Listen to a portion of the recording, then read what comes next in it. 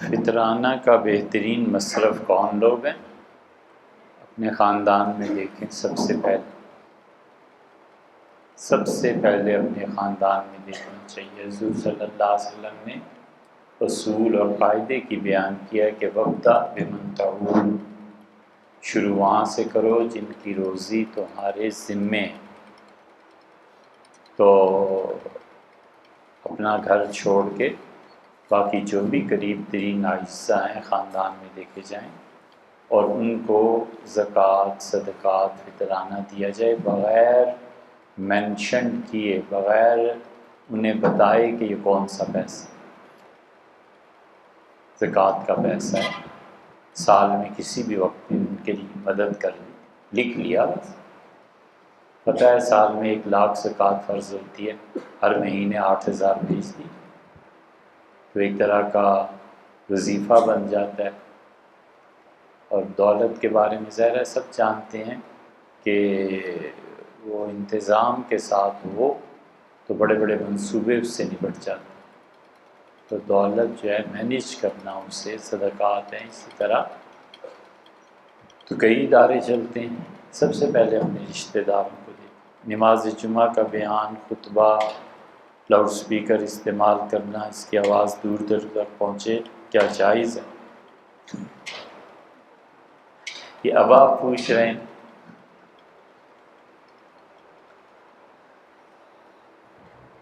یہ تو کب کی بحث سمٹ چکی ہے۔ آپ اب افریقہ سے تشریف لائیں کسی جنگل سے، اے بھیا کب کی یہ بحث سمٹ چکی۔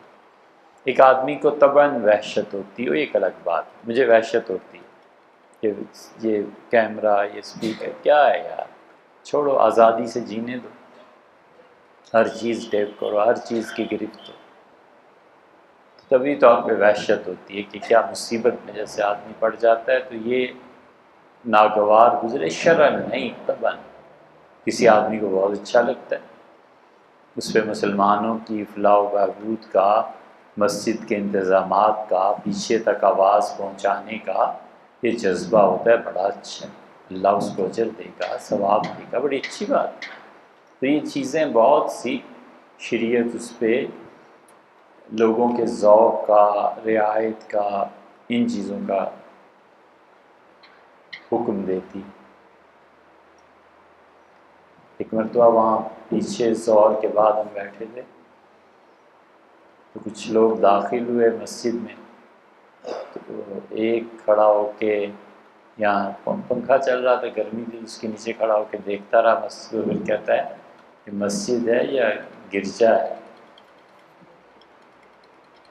یار ہم نے تو امریکہ میں گرجے ہی دیکھے ہیں، اتنی کرسیاں اور اتنے صوفے پڑے ہوئے ہوتے ہیں۔ تو دوسرے نے کہا کہ مولوی صاحب کو مال لگا ہوگا نا امریکہ سے۔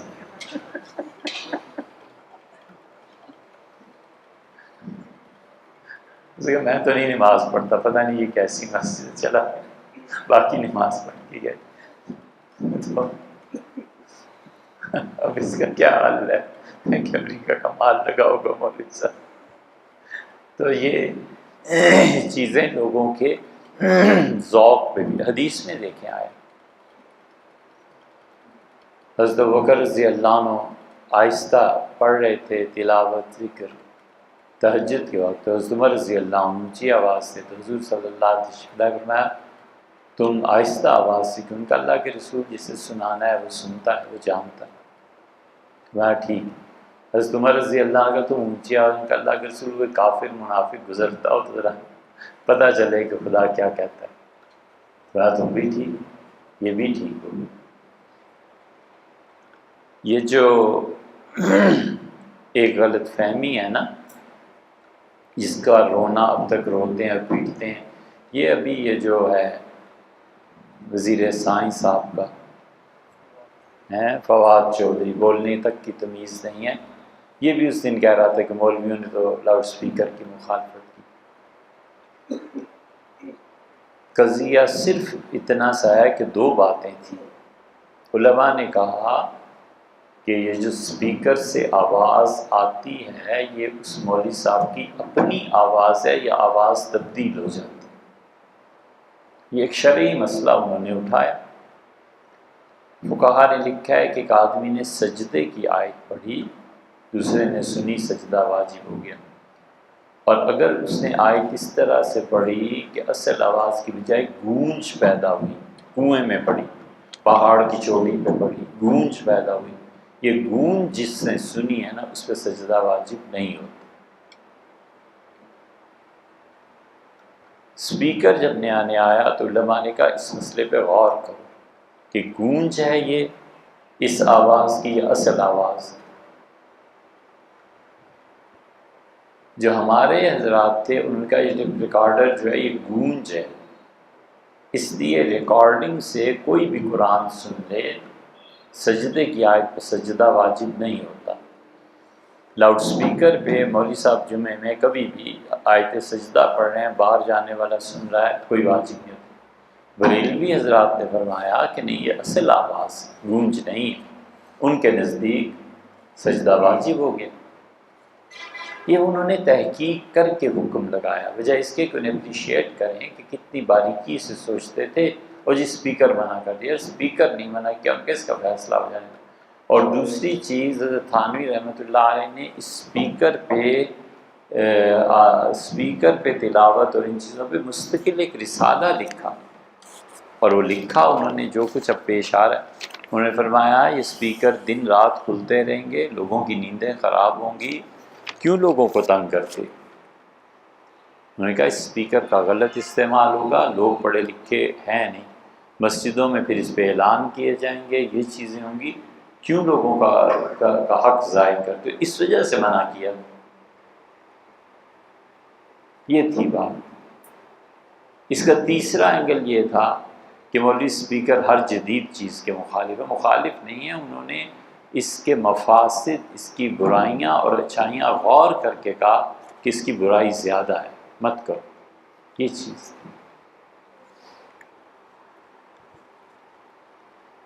بالغ اولاد نماز روزے میں کوتاہی کرے تو بس سمجھا دیا جائے۔ حضور صلی اللہ علیہ وسلم نے فرمایا کہ جب وہ 7 برس کا ہو تو اسے نماز کو کہو، اور 10 برس کا ہو تو ان کے بستر الگ کر دو اور مار کے پڑھاؤ۔ مار کے پڑھانے کا مطلب یہ ہے کہ کبھی ہلکی سی چپت لگا دی، سمجھا دیا، غصے سے کہہ دیا، یہ مراد ہے، بس اتنے ہی کرنا چاہیے، ورنہ اس کی بھی آنکھیں ہیں، وہ بھی سمجھدار سے نہیں پتہ اللہ نے نماز فرض قرار دیا، والد روزانہ پڑھتے ہیں، چاہتے ہیں، سختی نہیں کرنی چاہیے۔ ہیں جی، زکوٰۃ ایڈوانس بھی دی جا سکتی ہے۔ حضرت عباس رضی اللہ عنہ نے رسول اللہ صلی اللہ علیہ وسلم سے پوچھا تھا، تو نبی کریم صلی اللہ علیہ وسلم نے ان سے فرمایا تھا کہ تم ایڈوانس 1 سال کی دے دو۔ اللہ کا خوف تھا یہ کہ میرے ذمے کوئی چیز رہ نہ جائے، تو جو آئندہ سال زکوٰۃ فرض ہونی تھی انہوں نے پہلے 1 سال پہلے تقسیم کر دی، 1 ہی سال پہلے کرنا ہوتا ہے نا، پھر تو آٹومیٹیکلی ہر سال بڑھتا جاتا ہے۔ تو اس کا طریقہ یہ ہے کہ مثلا 1,00,000 روپے زکوٰۃ تھی، ہر مہینے وہ 8,000 دیتا رہا، تو 11 مہینے بعد سے دیکھا 88,000 ہو گئے، اب جتنے رہ گئے اس نے دے دی سال کی۔ لیکن یہ ضروری ہے کہ وہ زکوٰۃ کے اس مال کو الگ رکھے۔ سرمایہ دار ہے، 1 کروڑ روپیہ زکوٰۃ اس کی بنتی ہے، کروڑ بزنس میں لگایا ہوا ہے، ہر مہینے اسی سے زکوٰۃ بھی سال کی دیتا ہے، تو یہ نہ کرے، کروڑ روپیہ زکوٰۃ ہے تو اسے الگ کرے، اس سے پھر بزنس نہ کرے، پھر وہ اپنی مرضی کے مطابق انتظامی امور کو دیکھ کے خرچ کرے، اس سے کہ وہ غریبوں کی ایک طرح کی امانت ہوگی غریب لوگوں۔ اس میں زکوٰۃ جو منتھلی بھی کسی کو دے سکتے ہیں، زکوٰۃ نکالیے 50,000، ہاں جی، ہر مہینے بھی، جی ہر مہینے دے دے، یہ بھی بالکل ٹھیک ہے، اس لیے کہ وہ مینجمنٹ ہو جاتی ہے۔ غریب آدمی کو پتہ ہے 4,000 یہاں سے مل جائیں گے، 2 یہاں سے مل جائیں گے، تو اپنا کچھ نہ کچھ کر لیتا ہے، ورنہ ایک دن میں ممکن ہے کہ اسے 1,00,000 دیا ہے اور شام تک ختم ہو جائے۔ تو اپنی سمجھ، سوچ، ذوق پہ مبنی چیزیں۔ خلق السماوات والارض فی 6 ایام، 6 ایام کے لفظ کے اشکال پیدا ہوتا ہے کہ کن فیکون والی آیت کا اطلاق یہاں نہیں ہو رہا. اللہ کی شان کن فیکون ہے، تو پھر 6 دنوں میں تخلیق کیوں کر ہوگی؟ بات آپ کی درست ہے. اللہ تعالیٰ کی شان تو یہی ہے کہ وہ کہتا ہے ہو جا، ہو جاتی ہے، ارادہ کرتا ہے تو ہو جاتی ہے. 6 دنوں میں جس جس حصے کا ارادہ فرما لیا تھا وہ ہو گئی. پہلے دن ارادہ ہی اتنا کیا تھا کہ یہ چیز پیدا ہو، دوسرے دن دوسرا ارادہ کر لیا، تیسرے دن تیسرا ارادہ کر لیا. یہ بھی تو بات ہے نا. اور 6 دن میں اس لیے پیدا کی کہ یہ بتائے بار بار جو قرآن میں آیا ہے کہ اللہ کی عالم خلق کی جو صفت ہے تخلیق کی، تخلیق تدریجاً ہوا کرتی. وہ آیت عالم امر کے متعلق ہے، امر یکدم ہو جاتا ہے. بچے کی آپ دیکھیں ایک جسم ہے، جسم کتنے ماہ میں جا کے ہوتا ہے، ایک روح ہے ایک دم سے آ جاتی ہے. عالم امر جو ہوتا ہے اس میں تدریج نہیں ہوتی، عالم خلق میں تدریج ہوتی. اور پھر اس لیے بھی کہ لوگوں کو سکھانا تھا کہ مرحلہ بہ مرحلہ کام ہوتے ہیں، صبر سے، حوصلے سے. اور یہ جو 6 ایام فرمایا 6 دن، تو اس وقت تو دن کا تصور بھی نہیں تھا. یعنی سورج، چاند، ستارے کا طلوع غروب، 6 دن سے مراد 6 اوقات ہیں، 6 وقتوں میں پیدا فرمایا. وقت کی تعریف اور ہے اور دن کی تعریف اور ہے. دن کی تعریف ہم کیا متعین کرتے ہیں؟ دن 24 گھنٹے کا ہوتا ہے، دن غروب اور طلوع سے ہوتا ہے. شریعت میں آ جائیں تو کہتی ہے صبح صادق سے غروب آفتاب تک ہوتا ہے. دن کی بھی تو ڈیفینیشنز ہیں نا. تو اس سے 6 سے مراد 6 وقت ہیں. حضور اکرم صلی اللہ علیہ وسلم کی بیویوں میں سب سے اونچا درجہ کس کا تھا؟ دونوں طرف علماء گئے ہیں. کچھ کا خیال یہ ہے کہ ام المومنین حضرت خدیجہ رضی اللہ عنہا سب سے افضل، اور کچھ کا خیال یہ ہے کہ امت سے سب سے زیادہ نفع ام المومنین حضرت عائشہ رضی اللہ عنہا سے پہنچا، لہٰذا پہلے نمبر کی خاتون وہ ہیں. دونوں طرف علماء گئے ہیں، کسی کو بھی مان لے کوئی. ادھار کا واپس نہ کرنا، اس کی سزا اللہ کے ہاں بہت شدید ہے. اس شخص کے لیے جس کی استطاعت میں مال ہو، نہ ہو ایک الگ بات ہے.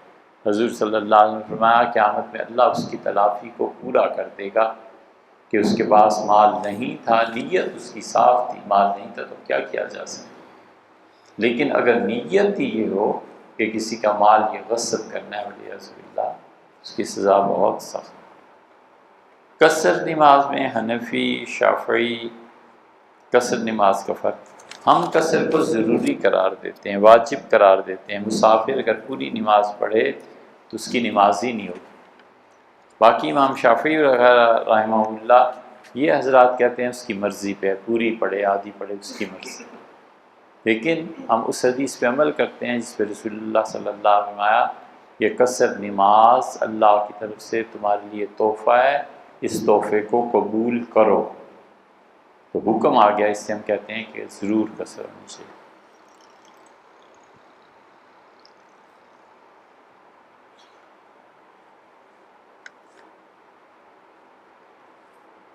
مرید کو محبت شیخ سے زیادہ اور وہ بتا نہ سکے، بتانا چاہیے. حضور صلی اللہ علیہ وسلم نے فرمایا جب تم میں سے کسی کو کسی سے محبت ہو فلیعلم اخاہ، سے چاہیے اپنے بھائی کو بتا دے کہ آپ مجھے اچھے لگتے ہیں، مجھے آپ سے محبت. اور فرمایا اس کا نام، نسب، قبیلہ پوچھ لے تاکہ اسے تعارف میں آسانی رہے. بتا دینا. ہر کوئی شیخ جو ہوتا ہے وہ صاحب کشف نہیں ہوتا کہ اسے پتہ چلے، اور بہت سے ایسے ہوتے بھی ہیں جنہیں پتہ بھی چل جاتا ہے. پھر پتہ چلنے کے بعد بھی وہ ضبط کر لیں کہ ٹھیک ہے اسے ہوگی. اور پھر ایک اور قسم کے بھی بڑے ضدی قسم کے مرید ہوتے ہیں، وہ کہتے ہیں مجھے بھی حضرت آپ سے محبت ہے اور آپ مجھ سے محبت کریں. وہ جبر کرتے ہیں، کہتے ہیں مجھے جو ہے تو آپ بھی کریں. کہتے ہیں یار نہیں میرے میں یہ جذبہ، نہیں پیدا کریں، مجھے بھی آپ اچھا سمجھا کریں. تو یہ چیزیں طبیعتوں کی بات.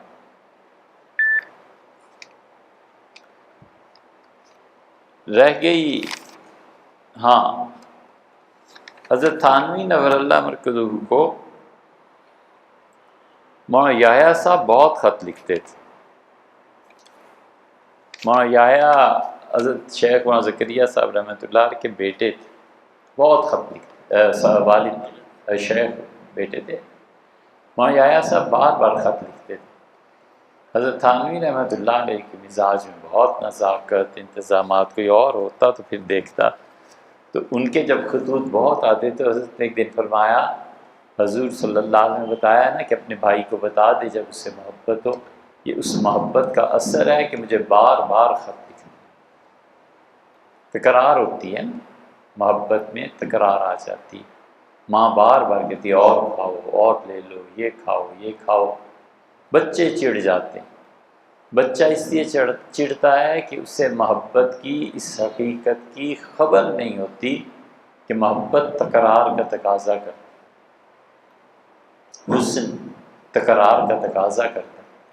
خوبصورت چیز ہے، بار بار دیکھتا ہے. حسن وہ آنکھ بھر نہیں نہ سکتی، آنکھ ایک مرتبہ اسے دیکھ نہیں نہ سکتی. اور بدصورتی میں کوئی کباہت بھی نہیں ہوتی تو اتنا ہی کافی ہے کہ دوبارہ منہ نہیں پھیرتا. لطیفہ بھی ہے کہ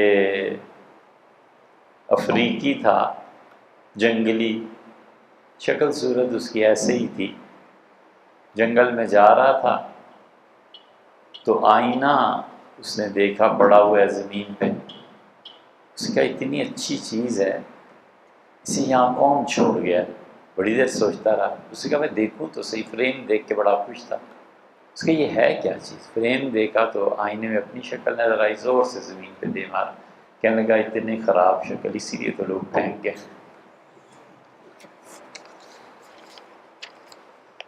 اچھا بھیا، یہ تو بہت لمبا سوال آپ نے کیا. جس غلامی میں ہم زندگی بسر کر رہے ہیں، آزادی کے لیے حق کا بولنا، کیا خیال ہے میں جیل میں چلا جاؤں یا مسنگ پرسنالٹی ہو جاؤں؟ کیا کرنا چاہتے ہو یار؟ بولو باقی جو تمہیں حق لگتا ہے بولیے. بہت بہت احتیاط کرنی چاہیے ایسے معاملات میں، بہت احتیاط کرنی چاہیے.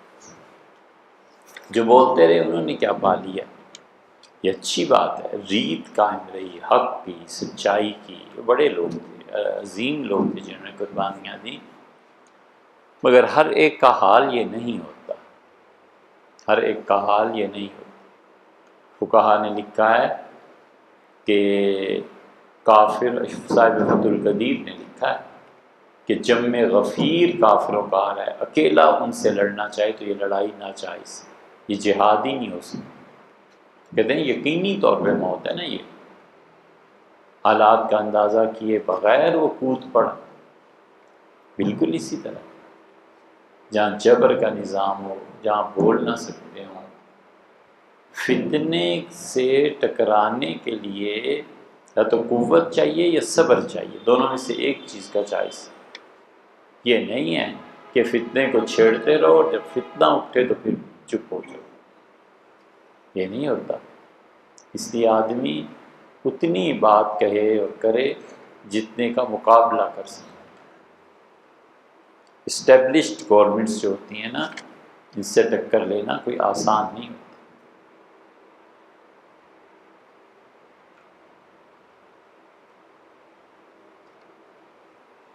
سید احمد شہید اور شاہ اسماعیل شہید رحمۃ اللہ علیہما دونوں شخصیات آپس میں مل جاتی ہیں. وہ دونوں الگ تھے بھائی، آپ کے ذہن میں مل جاتی ہوں گی یا اس زمانے میں ملتی ہوں گی، ہاتھ ملاتی ہوں گی، کھانا نہ بیٹھ کے کھاتی ہوں. یہ دونوں شخصیات بالکل الگ ہیں. شاہ اسماعیل شہید دلی میں پیدا ہوئے، حضرت شاہ ولی اللہ کے پوتے تھے. شاہ ولی اللہ صاحب رحمۃ اللہ علیہ کو اللہ نے 4 بیٹے عنایت فرمائے تھے: شاہ عبدالعزیز، شاہ رفیع الدین، شاہ عبد القادر اور شاہ عبد الغنی. سب نے بڑے بڑے کام کیے. شاہ عبدالعزیز صاحب رحمۃ اللہ تو خیر کہنے ہی کیا، وہ تو پورے ہندوستان کے وہ بادشاہ تھے. بڑا علم، بڑا علم، اور سوالات بھی بہت پوچھتے تھے. کلکتہ سے ایک صاحب آئے، تو فرمایا کلکتہ کے متعلق اتنی باتیں مجھے بتائیں کہ میں سمجھا حضرت کہیں کلکتہ ہو کے آئے ہیں۔ تو میں نے پوچھا، کہنے لگے لوگ میری آنکھیں ہی نہیں رہیں، میں کہاں کلکتہ جاتا اور دیکھتا۔ میں نے کہا اتنی معلومات؟ فرمایا ہاں پوچھتا رہتا ہوں، پل ہے، اس کے بعد یہ بلڈنگ ہے، اس کی ادھر یہ آتا ہے، ادھر یہ آتا ہے۔ شاہ عبدالعزیز صاحب رحمۃ اللہ علیہ بہت گہرا تھا، بہت۔ شاہ ولی اللہ رحمۃ اللہ علیہ کہتے تھے کہ میں تہجد کی نماز پڑھ رہا تھا، دعا کے لیے ہاتھ اٹھائے تو میرے ہاتھوں میں 2 ننھے ننھے چھوٹے چھوٹے ہاتھ آ گئے۔ بڑا حیران ہوا، میں نے پوچھا یہ کیا ہے؟ تو جواب ملا کہ یہ تمہارے جو وارث ہے بیٹا، یہ اس کے ہاتھ ہیں۔ شاہ عبدالعزیز صاحب رحمۃ اللہ علیہ بڑی شان کے آدمی، جنات آتے تھے حضرت سے پڑھنے۔ ان کے کوچے میں گیا اور جس حجرے میں رہتے تھے وہ بھی دیکھا، اور عجیب و غریب بلیاں وہاں گھوم رہی تھیں، ایسی بلیاں ہم نے تو کبھی دیکھی نہیں۔ تو لوگوں نے کہا یہ بلیاں یہاں گھومتی رہتی، اور لوگوں کا خیال ہے کہ شاہ عبدالعزیز صاحب رحمۃ اللہ علیہ کے جنات میں جو سلسلہ چلا ہے، یہ جنات کبھی کبھی بلیوں کی صورت میں آتے ہیں، مگر عجیب و غریب بلیاں۔ مولانا اسماعیل شہید رحمۃ اللہ علیہ جو تھے یہ اس خاندان سے تھے۔ پھر دوسرے بیٹے شاہ ولی اللہ رحمۃ اللہ علیہ، شاہ عبد القادر، قرآن پاک کا اردو ترجمہ اردو ترجمہ کیا۔ تیسرے بیٹے شاہ رفیع الدین، وہ بھی بڑے صاحب علم و نسبت بزرگ تھے، جو ان کا ترجمہ کہتے ہیں لوگ، ہمارا خیال ہے یہ ترجمہ ان کا نہیں ہے، کیونکہ اگر ان کا ترجمہ ہوتا تو کوئی تو ان کے معاصرین میں کہتا کہ حضرت ترجمہ کر رہے ہیں آج کل، یا ترجمہ حضرت کا یہ ہے۔ ہمیں اب تک شہادت اندرونی طور پہ نہیں ملی، یہ تحقیق کی بات ہے، جو مانتا ہے وہ کون سا گناہ کرتا ہے۔ چوتھے بیٹے شاہ عبد الغنی تھے۔ شاہ عبد الغنی صاحب رحمۃ اللہ پہ بڑا کام نہیں ہوا، اس کی کثر ان کے بیٹے مولانا اسماعیل شہید نے نکالی۔ مولانا اسماعیل شہید بہت صاحب علم، صاحب تقویٰ بزرگ تھے۔ پھر حضرت سید احمد شہید رحمۃ اللہ سے وہ بیعت ہو گئے، اور سید احمد شہید رحمۃ اللہ علیہ بالکل مختلف شخصیت ہے، یہ لکھنؤ کے تھے، رائے بریلی کے تھے، رائے بریلی میں پیدا ہوئے۔ وہ گھر بھی ہم نے حضرت رحمۃ اللہ کا دیکھا، وہ جگہ جہاں یہ پیدا ہوئے تھے، اور سارا قبرستان، سب چیزیں۔ ہم پہلی مرتبہ جب حاضر ہوئے رائے بریلی تو اسماء ابوالحسن ندوی رحمۃ اللہ علیہ عصر کی نماز کے بعد تشریف آوری ہوئی، تو چھڑی تھی ہاتھ میں، اشارہ فرمایا، میں بتایا فرمایا یہ گھر ہے جہاں حضرت پیدا ہوئے تھے۔ اور اب تو خیر جدید تعمیر ہو گئی، اس میں آخری مرتبہ گئے تو گھر ختم ہو چکا تھا، ندوہ والوں نے جدید تعمیر اس کی کر دی تھی۔ پرانی وہ جو ایک پتلی اینٹ ہوا کرتی تھی قدیم زمانے کی، وہ لگی ہوئی تھی۔ سید صاحب رحمۃ اللہ علیہ وہیں پلے بڑھے، اور شروع سے ہی ذوق جو تھا وہ علم کی بجائے مجاہدے کا زیادہ تھا، بہت مجاہدہ کرتے تھے، اور سوئمنگ کرنا، تیرنا، بڑے بڑے پتھر اٹھانا، مگدر چلانا، سب پہلوانوں والی کیفیتیں ان کی تھیں۔ وہ آئے تھے دلی، اور دہلی میں اس وقت شاہ عبدالعزیز صاحب رحمۃ اللہ علیہ کا دور تھا۔ وہ پہلے کسی فوج میں تھے ہندو مہاراجا کی، تو وہاں سے دل اچاٹ ہو گیا، تو دلی آئے کہ آ کے کسی سے بیعت ہوں، کوئی اللہ اللہ کرے۔ تو یہاں جب پہنچے تو شاہ عبدالعزیز صاحب رحمۃ اللہ علیہ کا کہ حضرت بیعت فرما دے، تو حضرت نے فرمایا کون ہے آپ؟ انہوں نے اپنا بتایا، تو حضرت نے فرمایا اچھا رائے بریلی، وہاں تو میر نعمان بھی ہوتے ہیں، فلاں بھی ہمارے والد صاحب کے شاگرد ہیں۔ ان کا حضرت میرے حقیقی چچا ہیں، فلاں ہیں فلاں۔ شاہ عبدالعزیز صاحب رحمۃ اللہ علیہ اٹھ کے ملے کہ یہ تو بڑا خاندان ہے۔ پھر سید صاحب رحمۃ اللہ علیہ کو بیعت کیا تھا، تو سید صاحب رحمۃ اللہ علیہ پھر وہاں رہے۔ پھر وہ جہاد کی تحریک انہوں نے شروع کی، تو شاہ اسماعیل شہید رحمۃ اللہ علیہ نے پھر ان کی بیعت کی تھی، پھر جہاد میں چلے گئے۔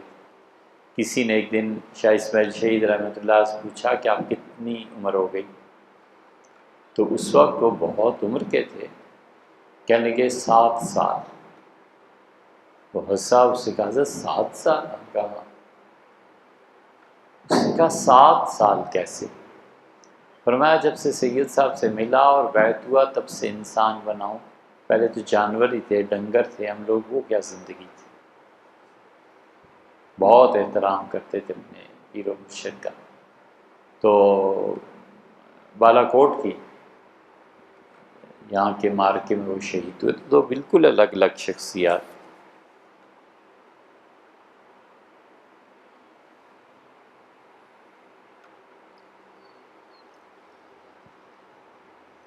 سیدنا حسن ابن علی رضی اللہ عنہ کی وفات کے وقت حضرت معاویہ رضی اللہ عنہ زندہ تھے، بالکل ٹھیک۔ اور مروان کیا ان کی مرضی سے اہل بیت کے ساتھ زیادتی کرتا تھا؟ ایسے نہیں۔ جب معاہدہ ہو گیا تھا سیدنا حسن رضی اللہ عنہ کو حضرت معاویہ رضی اللہ عنہ سے، تو اس کے بعد خاصی حد تک ان چیزوں میں کمی آ گئی، نہ ہونے کے برابر رہ گئی۔ سیدنا حسن رضی اللہ عنہ نے اپنی وفات سے پہلے اپنے چھوٹے بھائی حسین رضی اللہ عنہ کو بلایا تھا، اور ان کے مزاج کو دیکھ کر یہ فرمایا تھا کہ میری وفات کے بعد لوگ تمہیں معاویہ کے مقابلے میں لانے کی کوشش کریں گے، حسین ایسے نہیں کرتے۔ چنانچہ سیدنا حسین ابن علی رضی اللہ عنہ اپنے بھائی کے کہے کے مطابق ہمیشہ رہے۔ اس وقت یہ دور بھی نہیں تھا۔ مروان کبھی کبھی چھیڑ چھاڑ کرتا تھا، ایسی حرکتیں کرتا تھا، لیکن بہت تھوڑی ہو گئی تھی۔ حضرت معاویہ رضی اللہ عنہ کا مسلسل محبت کا تعلق کے نظرات سے رہا ہے۔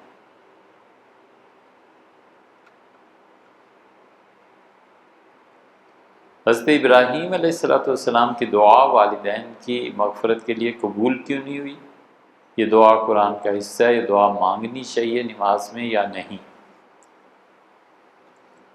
حضرت ابراہیم علیہ السلام اپنے والدین کے لیے جو دعا مانگتے تھے وہ اس وقت تک ہی مانگتے تھے جب تک اللہ نے منع نہیں کیا تھا۔ اللہ تعالیٰ نے فرمایا فلما تبین لہ، اور جب ہم نے اسے بتا دیا کہ تمہارا باپ ہمارا دشمن ہے، تبرأ منہ، ابراہیم بیزار ہو گئے اپنے باپ سے۔ اس سے پہلے دعا مانگتے تھے، وہی قرآن نے ذکر کی۔ رہ گیا نماز میں واغفر لأبی، اللہ میرے والد کو بخش دے، ان کو معاف فرما دے۔ یہ جب نماز میں آدمی دعا پڑھے تو پڑھ سکتا ہے، درود شریف کے بعد اور سلام سے پہلے پڑھ سکتا ہے، لیکن ذرا خیال رہے اپنے والد کے لیے دعا کرے، ابراہیم علیہ السلام کے والد کو نہ یاد کرے۔ لوگ خوارج جو تھے، یہ فتنہ پیدا ہو گیا تھا سیدنا عثمان رضی اللہ عنہ کے دور میں، اور جذباتی لوگ تھے، اور جذباتیت دین کے جو مقاصد تھے انہیں سمجھنے میں بہت بڑی رکاوٹ بن گئی تھی ان کے لیے، اور انہوں نے آہستہ آہستہ یہ تبلیغ شروع کی کہ کبیرہ گناہ کا مرتکب کافر ہے۔ عالم اسلام میں یہ اتنا بڑا مسئلہ اٹھا کہ چولیں ہل گئیں خلافت کی۔ جو اٹھتا تھا کہتا تھا کہ کبیرہ گناہ کا مرتکب کافر، کبیرہ گناہ کے مرتکب کو مار دو۔ خود ذاتی زندگی میں یہ لوگ بہت نیک تھے، رات رات بھر نماز پڑھنا، روزے رکھنا، اور جس کسی کو دیکھ لینا کہ اس سے کبیرہ گناہ ہوا ہے قتل کر دو، مار دو، گھومتے رہتے تھے بازاروں۔ سیدنا عثمان رضی اللہ عنہ کے دور میں انہوں نے امیر المومنین پہ الزامات لگائے۔ انہوں نے کہا کہ آپ نے ایک علاقہ فتح ہوا ہے، اس کا سارا خمس 5واں حصہ مروان کو دے دیا، یہ آپ کی غلطی، یہ آپ کی غلطی، اور بغاوت کی، اور مدینہ منورہ پر قبضہ ہو گیا۔ اس وقت سب سے اچھی رائے حضرت معاویہ رضی اللہ عنہ کی تھی، وہ حاضر ہوئے اور انہوں نے کہا حضرت عثمان رضی اللہ عنہ سے کہ امیر المومنین حالات ایسے نہیں رہے، آپ شہر کو فوج کے حوالے کر دیں۔ انہوں نے کہا بالکل نہیں، فوج کے حوالے کروں گا، میں خود ہوں۔ انہوں نے کہا حضرت خلافت چھوڑ دیں، مسلمان اپنا نیا امیر منتخب کر لیں۔ انہوں نے کہا رسول اللہ صلی اللہ علیہ وسلم نے مجھ سے فرمایا تھا کہ اللہ تعالیٰ تمہیں ایک قمیص پہنائے گا، یعنی خلافت، کچھ ہو جائے اس سے نہیں چھوڑنا، تو میں تو اس حکم کا پابند ہوں۔ میں کہا حضرت فوج کو، تو فرمایا فوج کو دوں گا، حضور صلی اللہ علیہ وسلم کے شہر میں خون بہے گا، اور اس شہر میں خون مجھے پسند ہے۔ اس نے کہا شام میرے ساتھ چلے جائیں۔ فرمایا نبی کریم صلی اللہ علیہ وسلم کا داماد ہوں، ان کا ہمسایہ ہوں، اور ان کی ہمسائیگی کو چھوڑ کے شام چلا جاؤں، میں اپنے ہمسائے نہیں تبدیل کروں۔ انہوں نے کہا پھر حضرت شہادت ہو جائے گی، ان کا منصوبہ۔ یہ بغاوت نے زور پکڑ لیا، اور کسی کے وہم و گمان میں نہیں تھا کہ اس حد تک بات جا پہنچے گی کہ سیدنا عثمان رضی اللہ عنہ شہید ہو جائے۔ یہ سب جانتے تھے حالات کا بگاڑ ہے۔ باغیوں نے مسجد نبوی میں قبضہ کر لیا آ کے مصلی پہ۔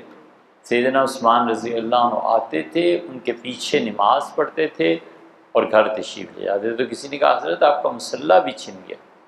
انہوں نے کہا انہوں نے قبضہ کر لیا۔ ان کا آپ گھر میں کیوں نماز نہیں پڑھتے؟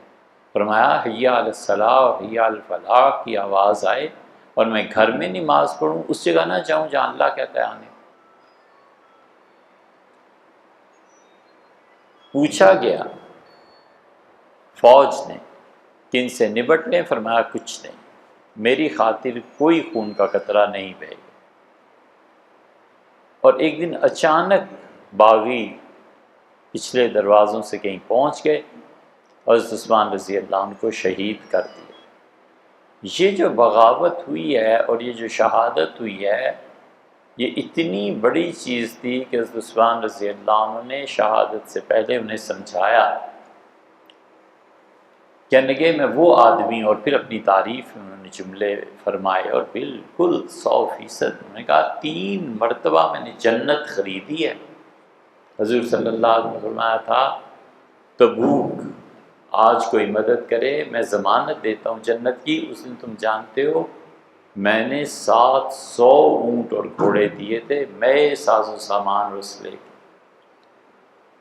پھر انہوں نے فرمایا کہ تم جانتے ہو پانی نہیں تھا مدینہ منورہ میں، اور یہودیوں کا کنواں تھا اور پیسے لیتا تھا۔ حضور صلی اللہ علیہ وسلم کوئی ہے جو یہودی سے پانی خرید لے اور ہمیں جنت کی ضمانت کہا میں نے اس دن بھی۔ پھر مسجد نبوی کے متعلق فرمایا میں نے اس کی توسیع کی اور جنت۔ پھر فرمایا میں تمہیں ایک بات کہتا ہوں، مجھے نہ مارو، اللہ کی قسم میرے بعد تم تمنا کرو گے کہ کاش عثمان 100 سال اور زندہ رہتے۔ اگر تم مجھے کچھ کہہ دیا، مار دیا، تو قیامت تک یہ امت ایک جھنڈے کے نیچے نہیں جمع ہو سکے گی۔ یہ اتنا بڑا گناہ تم سے ہو جائے گا کہ پھر اس کے نتیجے میں امت بکھر جائے گی۔ ان لڑکوں پہ خون سوار تھا، انہوں نے شہید کر دیا۔ اب مدینہ منورہ میں بیعت کس کی ہوتی؟ خلیفہ کون بنتا؟ وہاں پہ حج کے موسم کی وجہ سے بہت سے صحابہ رضی اللہ عنہ چلے گئے تھے مکہ مکرمہ، تو ان کی اہلیہ نے حضرت عثمان رضی اللہ عنہ کی کٹی ہوئی انگلیاں، خون آلود کپڑے اور یہ سب چیزیں ام المومنین عائشہ رضی اللہ عنہ کو بھجوا دیں مکہ، اور کہا یہ امیر المومنین کا حشر کیا ان لوگوں۔ ادھر مدینہ منورہ میں بیعت کی تھی کہ بیعت کس کی ہو، امیر کون ہو۔ سیدنا عمر رضی اللہ عنہ نے جن 6 آدمیوں کو تقرر کیا تھا کہ میری جگہ یہ ہوں گے، حقیقت یہ ہے کہ خلافت اس کے بعد جو بھی چلتی رہی ہے، سیدنا علی اور عثمان رضی اللہ عنہ کی خاص طور پہ جو حضرت عمر رضی اللہ عنہ کہہ گئے تھے، کر گئے تھے، یہ لوگ ان سے نہیں ہٹے۔ پالیسی وہی چلتی رہی، اسٹیٹ کی پالیسی چینج نہیں ہوئی، آسان لفظوں میں یہ کہ حضرت عثمان رضی اللہ عنہ تو صاف کہہ دیا تھا کہ اللہ کی قسم جس کو عمر مقرر کر کے گئے ہیں نا کسی عہدے پہ، میں اس عہدے سے کسی کو نہیں ہٹاؤں گا، یا تو اس کا انتقال ہو جائے اور یا پھر میں دنیا سے چلے. انہوں نے تو پکی بات طے کر دی تھی کہ پالیسیز وہی چلیں. سیدنا علی رضی اللہ عنہ آئے تو انہوں نے ایک دو جگہ تبدیلی کی، باقی انہوں نے کہا گیا تبدیلی، انہوں نے کہا البار الراشد. عمر رضی اللہ عنہ راشد تھے، صحیح راہ حق پہ تھے، البار بہت نیک تھے، میں ان کی پالیسی تبدیل نہیں کر. حضرت عمر رضی اللہ عنہ نے 6 آدمی چھوڑے تھے، فرمایا ان میں سے کسی کی بھی بیعت کر لینا. اب 6 کا ہوا کیا؟ حضرت عثمان رضی اللہ عنہ ایک شہید ہو گئے، عبد الرحمن ابن عوف رضی اللہ عنہ کا انتقال ہو گیا تھا، سعد، علی، طلحہ اور زبیر رضی اللہ عنہ 4 رہ گئے. طلحہ اور زبیر رضی اللہ عنہ مکہ چلے گئے، سعد رہ گئے اور علی رضی اللہ عنہ رہ گئے. اور سعد رضی اللہ عنہ نے سیدنا علی رضی اللہ عنہ کی بیعت کر لی. بیعت تو طلحہ اور زبیر نے بھی کر لی تھی، لیکن وہ بیعت کے بعد مکہ چلے گئے. اب سیدنا علی رضی اللہ عنہ کی بیعت کے لیے جب پبلک سے اصرار بڑھا تو ان میں وہ لوگ شامل تھے جنہوں نے سیدنا عثمان رضی اللہ عنہ کو شہید کیا تھا.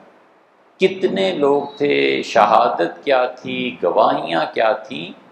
یہ لوگ جذباتی نہیں تھے. اتنے بڑے سانے کے باوجود انہوں نے کہا قاضی کیا مقدمہ جائے گا، قاضی شہادتیں لے گا، وٹنس ملے گا، کس نے سیدنا عثمان رضی اللہ عنہ کو شہید کیا ہے اس پہ خون ہوگا. وہ ملے ہی نہیں. جو لوگ گئے تھے ان کے نام تک پتہ ہیں، قتل کس نے کیا تھا کسی کو پتہ نہیں چلا. وہ جذباتیت تھوڑی تھی کہ یہ گئے تھے لہذا سب کے سر اڑا دو. انصاف تھا نا کہ قتل کس کے عوض میں قتل کرنا ہے. سیدنا عثمان رضی اللہ عنہ کے عوض میں، خون کے عوض میں کس کو پکڑنا ہے؟ یہ 5 آدمی تھے، 4 تھے. سارے لوگ جا کے حضرت عثمان رضی اللہ عنہ سے سیدنا علی رضی اللہ عنہ کے ہاتھ پہ بیعت ہو. سیدنا علی رضی اللہ عنہ پر اتنا بوجھ تھا، پریشر تھا، ہر کوئی کہتا تھا بیعت، ہر کوئی کہتا تھا بیعت. انہوں نے مشورے شروع کیے اور سب سے پہلے صحیح ترین مشورہ ان کے بیٹے حضرت حسن رضی اللہ عنہ نے دی. حسن رضی اللہ عنہ کا دماغ سیاسی اعتبار سے اپنے والد سے بھی بڑا تھا. سیدنا علی رضی اللہ عنہ کی فضیلت تک پہنچ سکتا ہے، مگر سیاسی جو حالات تھے نا، ان کے بیٹے سیدنا حسن رضی اللہ عنہ کا دماغ بہت چلتا. ان کا والد حالات وہ نہیں رہے جو پہلے تھے.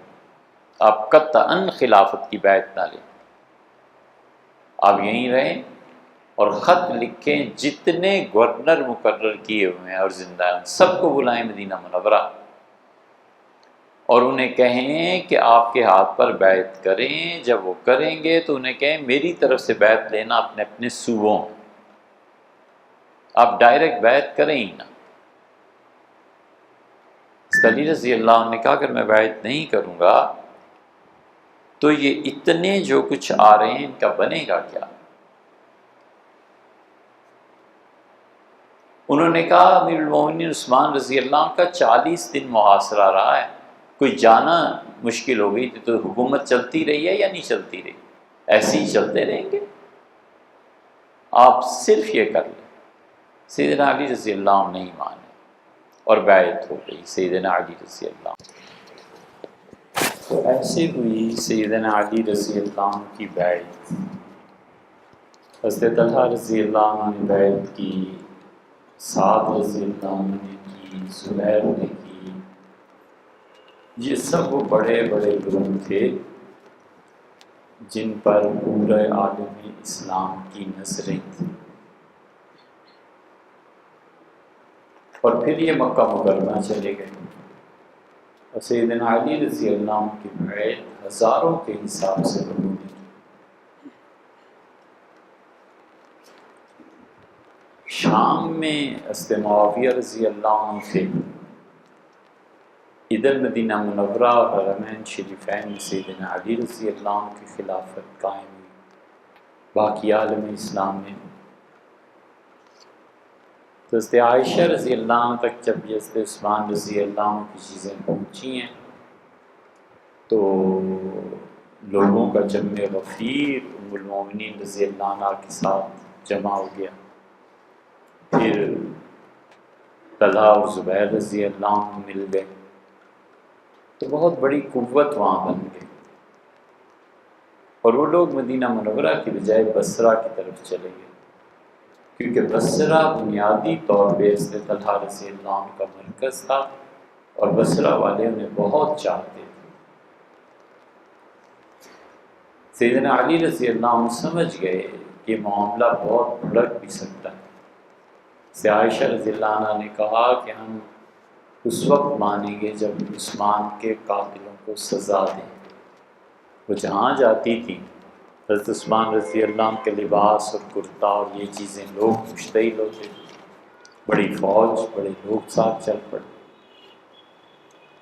ام المومنین رضی اللہ عنہ حواب ایک قصبے کا نام تھا، وہاں پہنچی اور رات کو کتوں کے بھونکنے کی وجہ سے انہیں نیند نہیں آئی. انہوں نے لوگوں کو بلایا اور کہا کہ اس جگہ کا کیا نام ہے، اور پھر انہوں نے کہا کہ رسول اللہ صلی اللہ علیہ وسلم نے فرمایا تھا کہ میری ایک بیوی نکلے گی اور حواب کے مقام پر کتے اس پر بھونکیں گے، اور جملہ کچھ اس قسم کا بھی تھا کہ اس دن ان کا فریق مقابل زیادہ صحیح ہوگا. تو ام المومنین رضی اللہ عنہ نے کہا مجھے تو لگتا ہے یہ حواب ہے اور میں چلتی ہوں.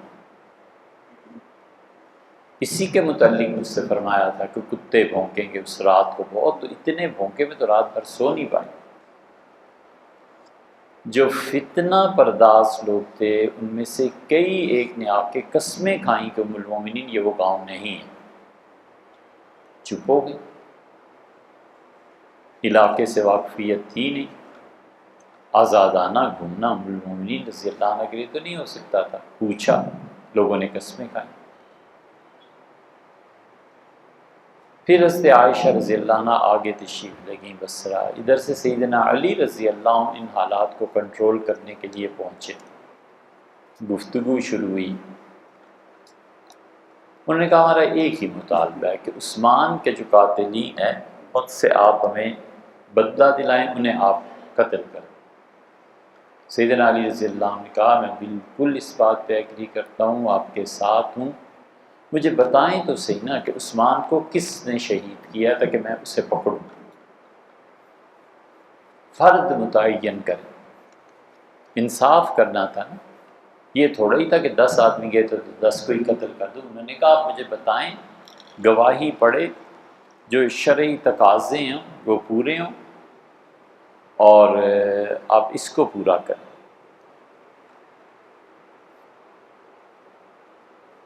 انہوں نے کہا کہ ہم آپ کو بتائیں گے. بتائیں کہاں سے؟ تو حضرت علی رضی اللہ عنہ نے زبیر رضی اللہ عنہ کو ساتھ لیا اور کہا زبیر آؤ ذرا میں تمہیں ایک منظر دکھاؤں. سیدنا علی رضی اللہ عنہ اپنی فوج میں چلے گئے اور اعلان فرمایا کہ جو عثمان کا قاتل ہے ہم اس سے بدلہ لیں گے. طلحہ، زبیر اور ام المومنین رضی اللہ عنہ تشریف لائے ہیں، میں ان کے ساتھ متفق ہوں. لوگوں بتاؤ عثمان کا قاتل کون ہے؟ 10,000 سے زیادہ تلواریں بیک وقت نکلی، ان کا ہم عثمان کے قاتل. حضرت علی رضی اللہ عنہ خاموشی سے آ گئے اور نے کہا دیکھ لیا تم نے، یہ اتنی بڑی فوج ہے میرے ساتھ اور ان میں شرارت پسند لوگ ہیں، مجھے چھوڑتے بھی نہیں ہیں، اور 10,000 سے زیادہ یہ تلواریں جو نکلی ہیں، کون ہے جس سے تم نے بدلہ لیں؟ یہ صورتحال تھی. اور حضرت علی رضی اللہ عنہ کے سامنے یہ بات تھی کہ میری خلافت کو کہتے تھے تسلیم کریں، اس کے بعد کام ہوگا. وہ کہتے تھے پہلے عثمان رضی اللہ عنہ کے خون کا بدلہ لیں پھر آپ کی خلافت. سیدنا علی رضی اللہ عنہ جانتے تھے اللہ نے فرمایا فقاتل التی تبغی، اور لڑو ان لوگوں کے خلاف جو تمہاری حکومت خلافت کے خلاف بغاوت کریں، حتیٰ تفیع الی امر اللہ، یہاں تک کہ خدا کے حکم کے تابع آ جائے۔ وہ کہتے تھے اللہ کا حکم خلافت کو قائم کرنا ہے، یہ نہیں ہے طریقہ جو آپ حضرات نے بنایا۔ طے ہو گیا کہ کل سے قاتلین عثمان سے بدلہ لیں۔ حضرت علی رضی اللہ عنہ اپنے لشکر میں واپس آ گئے، حضرات اپنے لشکر میں چلے گئے۔ اگلے دن جو مذاکرات اور عملاً کارروائی شروع ہونی تھی، رات کے بالکل آخری حصے میں تیر چلنا شروع ہوئے۔ کچھ پتہ نہیں ادھر سے تیر پہلے چلے کہ ادھر سے تیر پہلے چلے۔ ام المومنین رضی اللہ عنہ اٹھی اور نیند میں تھی، اور انہوں نے کہا اللہ رحم کرے علی پہ۔ انہوں نے کیا کیا، ہم سے معاہدہ کر کے گئے تھے کہ کل صبح بات شروع ہوگی، اور یہ حملہ کر دیا انہوں نے۔ سیدنا علی رضی اللہ عنہ اٹھے اور انہوں نے کہا اللہ رحم کرے ان لوگوں پہ، میری ان کی بات طے ہو گئی تھی اور یہ حملہ شروع ہو گیا۔ وہ جو تیر چلانے والے تھے وہ جو حضرت عثمان رضی اللہ عنہ کی اس بغاوت ان چیزوں میں شریک تھے، ادھر بھی ملے ادھر بھی ملے، لڑائی شروع۔ بس پھر کسی کو کچھ نہیں پتہ چلا کہ کیا ہے اور کیا نہیں ہے۔ لوگ آتے تھے، حضرت علی رضی اللہ عنہ میں کوشش کرتے رہے کہ خون نہ ہو، نہ بڑھے۔ پھر وہ خود تشریف لائے۔ انہوں نے دیکھا کہ حضرت عائشہ رضی اللہ عنہ اس اونٹی پہ سوار ہیں جس پہ رسول اللہ صلی اللہ علیہ وسلم سوار ہوتے تھے، وہی نازل ہوتی تھی اس اونٹنی پہ جب آپ بیٹھے ہوتے تھے۔ لوگ دیوانے ہوئے تھے، پاگل، اس اونٹنی کے گرد چکر لگاتے تھے اور آ جاتے تھے لڑنے کے لیے، مر جاتے۔ سیدنا علی رضی اللہ عنہ نے کہا جب تک یہ مرکز ختم نہیں نہ ہوتا تب تک یہ جنگ ختم نہیں ہوگی، اس اونٹنی کے پاؤں کاٹ ڈالا۔ چنانچہ اس اونٹنی کے پاؤں کاٹ ڈالے۔ جب اونٹنی کے پاؤں کٹے ہیں اور ام المومنین رضی اللہ عنہ ایک دم سے نیچے کی طرف آئی ہیں، تو ان کی فوج نے ان کی جس چیز پہ بیٹھی ہوئی تھی اس کو پکڑ لیا، عزت احترام سے اتارا، لیکن جنگ ختم۔ اب سیدنا علی رضی اللہ عنہ کے جو فوجی تھے وہ اصرار کرنے لگے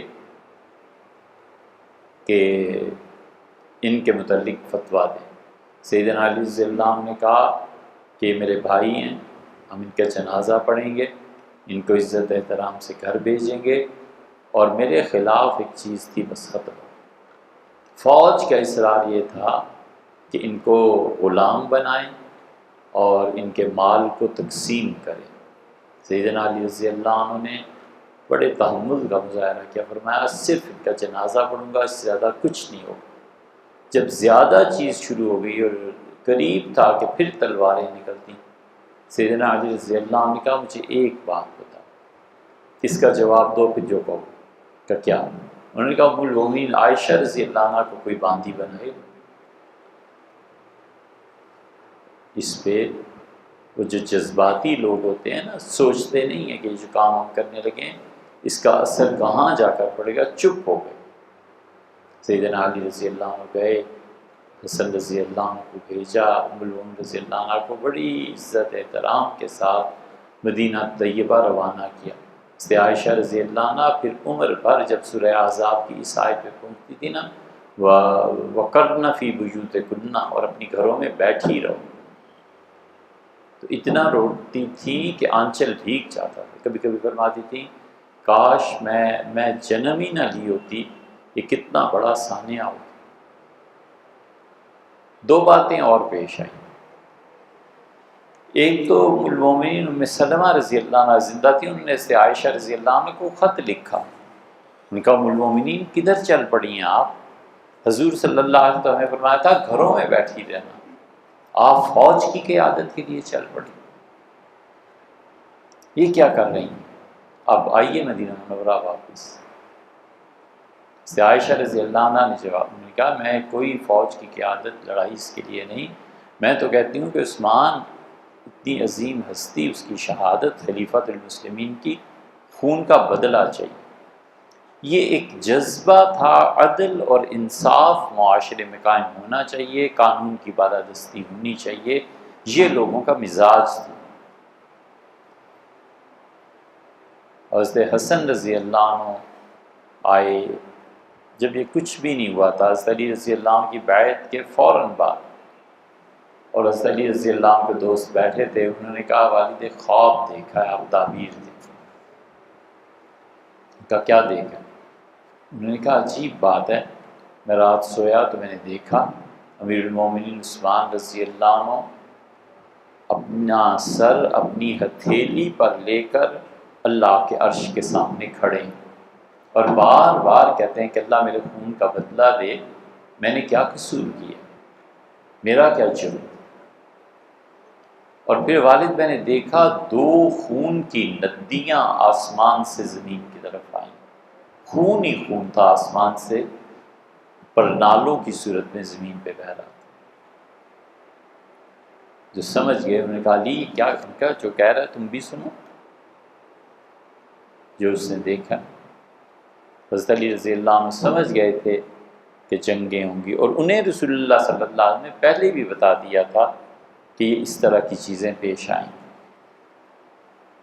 اسی لیے صحابہ رضی اللہ عنہ میں ایک تیسرا گروہ تھا، کہیں نہیں گئے، کنارے پہ کھڑے ہو کے دیکھتے رہے کہ دونوں کر کیا رہے۔ اور یہ جنگ صفین میں بھی پیش آئی۔ حضرت معاویہ رضی اللہ عنہ اور علی رضی اللہ عنہ کی جب ہوئی ہے تو حضرت معاویہ رضی اللہ عنہ شام میں وہ کہتے تھے عثمان کا خون، سیدنا علی رضی اللہ عنہ کہتے تھے پہلے خلافت کو تسلیم کرو پھر دیکھا جائے گا۔ یہ لشکر بھی ٹکرایا ہے۔ اس لیے ہم کہتے ہیں کہ علی رضی اللہ عنہ ہر جگہ حق پہ تھے، زیادہ صحیح بات پہ، اور ان کے مخالفین صحابہ رضی اللہ عنہ گناہ گار نہیں تھے، وہ تھے گناہ گار جنہوں نے فتنہ پھیلایا۔ انہوں نے اپنی ایک رائے تھی، اس پہ انہوں نے اصرار کیا، ان کی بھی ایک رائے تھی۔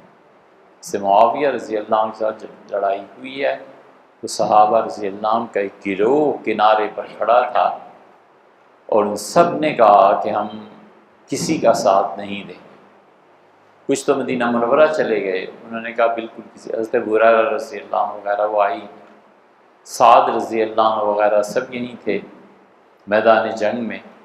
انہوں نے کہا ایک چیز ہے بس، عمار کدھر جاتے ہیں، عمار کے پیچھے چلو۔